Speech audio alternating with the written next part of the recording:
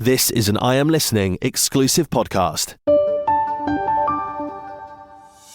I'm Numi Gildert. I'm Harriet Taylor. And you're listening to Tech Girl Energy, the weekly debrief. Our picks of this week's tech headlines. And what we think of them. We're aiming for 50% informative, 50% fun. Let's dive in.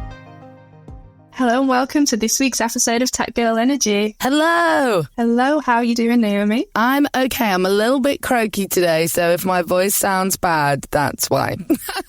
The great British weather's taken its turn. It was your turn last week and it's my turn this week. No. Hopefully it doesn't turn into like an ongoing like ping pong. Yeah. So we've got quite a few news snippets lined up today. Should we just hop straight in with the first one? Yeah. Let's do it. So this is an interesting one. Google is being threatened with being broken up by the US. When I first read this article, I thought it was like broken up with. I was like, is the US going to break up with Google? Like, are they having a little lovers spat? But they mean like no contact. The US government's going to mute Google on all of social media platforms. But it means breaking up Google. Yeah. So apparently they're considering seeking the breakup of the world's biggest search engine, Google, which is accused of causing pernicious harm to Americans. I mean, that sounds a bit wild. That's a big claim. That's a big word to use. Yeah. I mean, Google's been pushing back, saying that it's pretty radical and sweeping, and claiming that it's risking to hurt like their consumers, businesses and developers, because, you know, Google's become the go-to search engine for nearly every internet user in the world.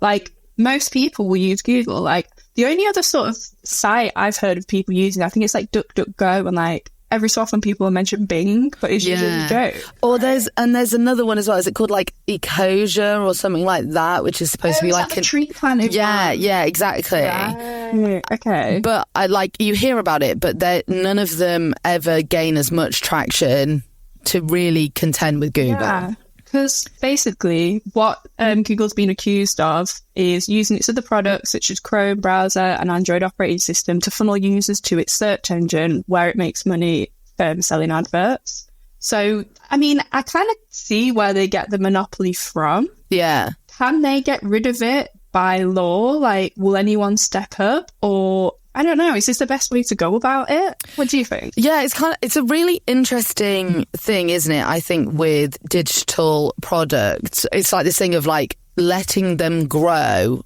without regulation.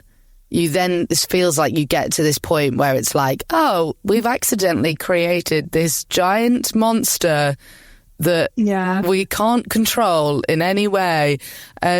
Because it feels like it's such an integrated part of internet usage now. And like, it's so crucial for so many businesses to have good search engine optimization, which is a huge thing now for like developing your products or your content or whatever to be able to be viewed quickly when being searched. And a lot of that is powered by Google. So it's like, if you were to disrupt that, what would it... I can't even think about how you would go about doing that. Yeah, I mean, for a start, I guess, I have been like hearing certain things from Twitter and like, you know, just talk amongst people saying that they don't feel like Google is as good as it used to be, mainly because of like all the SEO and like all like the advertisements at the top. So maybe it's time for like, you know, someone else to step in. But yeah, how do you do that? Who's going to step up? How would they make it profitable?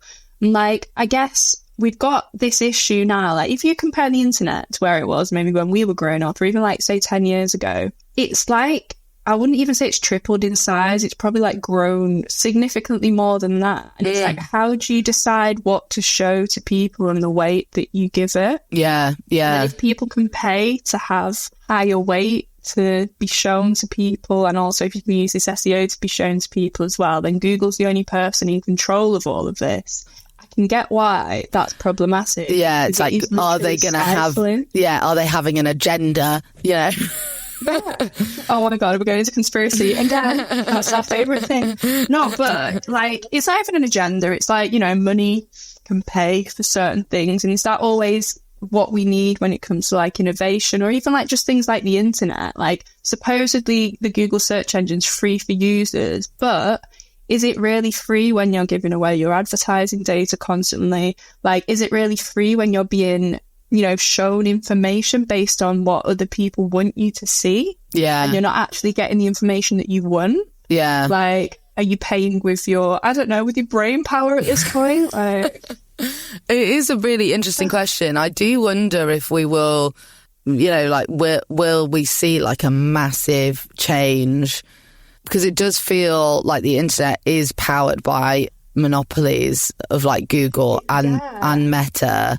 Are we going to almost... And they buy each other up as well. Like, think Instagram, WhatsApp and Facebook were all separate, and now they're all owned by Meta. Yeah. Right? And then the only sort of outliers you've kind of got now, like when it comes to social media anyway, are Snapchat and TikTok. Yeah. And then there's the smaller ones. Yeah. It's like, I guess Twitter's owned by Elon Musk now, but he still owns like Tesla, you know, and a lot of big sort of tech companies. It's like they all sort of turn into like little mini conglomerates competing against each other for the attention span of people on their phones or on their computers, because they know that generates revenue and people just get hooked to the computer screen. Oh my God, I'm going back into disaster capitalism and the fact that we need to get rid of our devices. Okay, stop me on this tangent. It happens every time.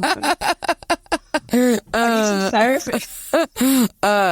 Or is it really just telling us a story? Oh my God, I read something yesterday. Right, I might not get the exact numbers correct, but it was saying that like if the average, you know, time per day people are spending on their phone is like 5 to 7 hours, then you like look at how many hours you're actually sleeping, and then you look at the average like life expectancy of a human, say it was like 73 years or whatever, like you're barely living half the hours you have to exist because you're either sleeping or on your phone. Yeah. Right? That's a depressing thought. And then if you're just getting all of your info off Google as well, then Google's taking up loads of that sort of brain real estate and time that you've got as well. Yeah. It's interesting.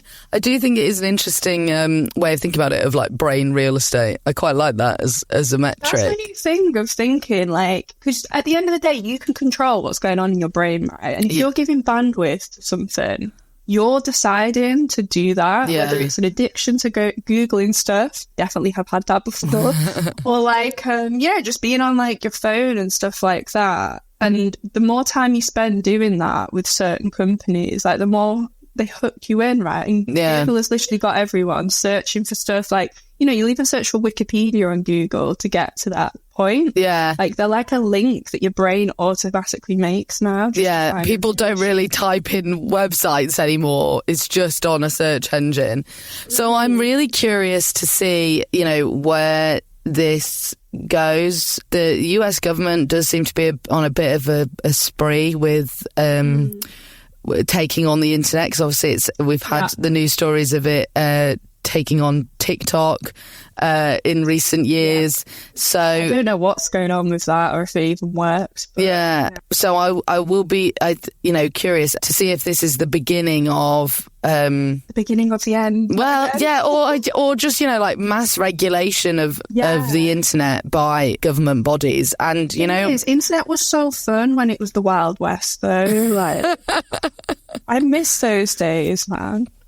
Bring Bebo site. I was going to say, bring back really bad, Bebo. like GIF. Yeah, the glittery letters on your Pixo page. Yeah. You back home from school, logging onto MSN Messenger with like, I don't know, your song lyrics with like my name. Sending people a nudge. That was flirting. Is that like the equivalent of liking someone's story on Instagram? Yeah, but way more invasive and annoying. Yeah, but then the thing is, like, I like liking people's stories just because if it's something cool, I'm like, I never used to overthink it, and now I see so much stuff about it, I'm like, oh my God, like, I've been sending signals to all these people. Like, no, I just like, I think that little button, I think we need more positivity in the world. Yeah, so maybe we'll have like an extinction event for the internet as we know it, and then it'll be like post-apocalyptic, you know, the movies where the earth has reclaimed the cities and there's plants growing everywhere. Maybe we'll have like an internet landscape that's like that, where we're starting again. There you go. That sounds like a movement. You heard it here first. Yeah.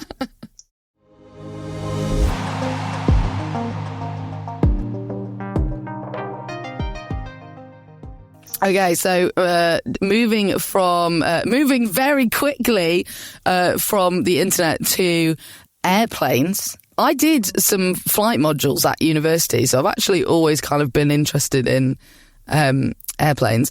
And there is a hypersonic jet that they are developing to hopefully have a test flight next year in 2025 that would get you from New York to London in 60 minutes.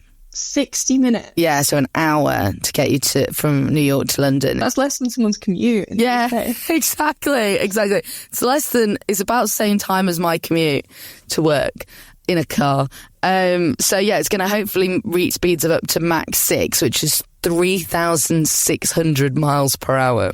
Wow, okay. That's speedy. Yeah, so it's developed by a startup engineering company called Venus Aerospace, and they're using this kind of new type of engine to enable hypersonic flight. Basically, what it'll do is it'll fly higher than traditional aircraft. So it'll use conventional jet engines for takeoff, and then it will transition to rocket propulsion.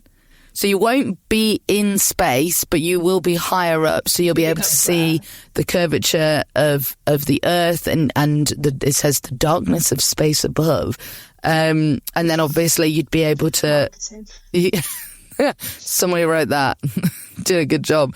But it could, this could really unlock the next age of commercial flight. So, right, obviously this sounds amazing and wonderful, but my brain right now is like, will this make you feel sick? It's a good question. It'd be interesting to know. We obviously had the Concorde, which was supersonic, and that was New York to London in like 2 hours, 3 hours. I think it was 3 hours. It got retired. And then it got retired because that was an analog aircraft. So because it was so old.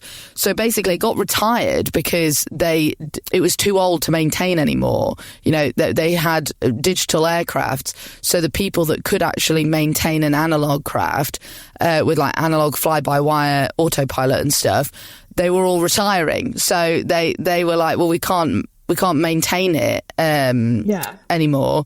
So they phased it out. And we've never had a successor, which I think is so interesting. Weird. That, we had this... gap in the market. Yeah, exactly. We had this fantastic piece of technology and it never... That gap that it left hasn't been filled yet. So I think there's been a lot of development in this area, looking at hypersonic, so that's even faster than supersonic. And you hear stories, don't you, about going into the stratosphere, literally going up to then come down, orbit the Earth for a bit and then come down. So it makes me wonder why people were so focused on space, that this is literally staring you in the face. But I think it's an interesting time to develop this, because I think there is obviously a lot of question about sustainability. Sustainability with the air industry and I don't know, Boeing drama. Yeah, I feel like want new aircraft that haven't been tested a lot. Exactly. Do you trust people right now? Good point. But with rocket propulsion engines, that does sound to me like it might use a lot of fuel. So it's interesting that we are having this development. But is it going to be that, we bring these into force and then we go, actually, no, we can't use them because they're unsustainable and they're too damaging for the environment? It's an interesting time, I think. It is. I mean, I'm still waiting for teleportation to be real, so I'm unimpressed until that happens. I'm joking. 60 minutes, that's still too long. I want 30 seconds. Yeah, I want to snap my fingers and do that. I want Harry Potter. I'm interested to see how it develops. Obviously it's saying that it's still a way off. They're doing a test flight next year. Whether that then gets pushed back further, who knows? But, if it does happen, then that has the potential to, really, if you can reduce flight times that much, are you going to unlock more tourism? It could be really exciting. Where's that going to take us? No, it's a really interesting one.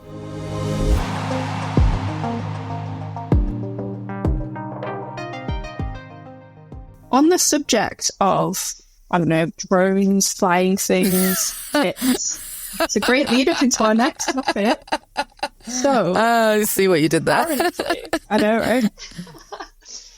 Bees are being tracked with tiny radar chips and drones. So a team at the University of Oxford have been investigating how to help the declining insect and bird populations. I don't know if you've noticed, but I keep seeing like Save the Bees. And, like, yeah. Right? And it's that whole thing of like, I don't know if it's like the butterfly effect, but if bee populations decline and if they die, like the knock-on effects. It's huge. Yeah. Animals being able to feed, that is crazy. What could happen? So the new BioTrax technology tracks the harmonic radar tags attached to bees with a receiver carried on a drone in a bid to improve understanding of what is happening to pollinators. So I guess we're just trying to like work out where they are. What they're doing, why are they disappearing? But so it's been found that more than 85% of plant species are insect pollinated, but 40% of insect species are at risk of extinction. Damn, that's big. So that could really affect the next generations if we don't sort this out. I really like this use of technology, though, to look at these issues. Like, isn't it cool that we've created electronic sensors that are so small that you can give a bee a backpack? That's actually what we're doing, It's really interesting. One of my friends from Tenerife, I don't know if he's finished it now, but he was doing a PhD. I think it was wasps. It might have been bees, but he's very into entomology. And I didn't really know much about this until I started speaking to him at one point. But I'd be intrigued to see if like part of his PhD has been anything to do with this. So, Sam, if you're watching, give us a comment down below on Instagram and tell us where we're at with all of this. Because it's so interesting now. But do you think this is going to change the narrative about, save the bees? What do you think? Well, it'd be really interesting to see, if they're able to... This is obviously, they've reported their results for this one study.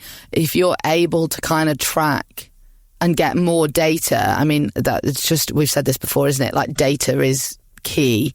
The more information that you have, it could be that if we're able to do studies like this and get that, like, really accurate data, that we can then use that information to enact change. Yeah. Because I think sometimes if it's like, if it can seem observational or it just seems like there's a discussion going on, but if you can be like, here's the facts, then maybe that is going to help, drive change, create policies because you're able to back it up. So now we're not just doing sugar water for the bees. Now we're actually saving the bees with little tracking devices. With a little backpack.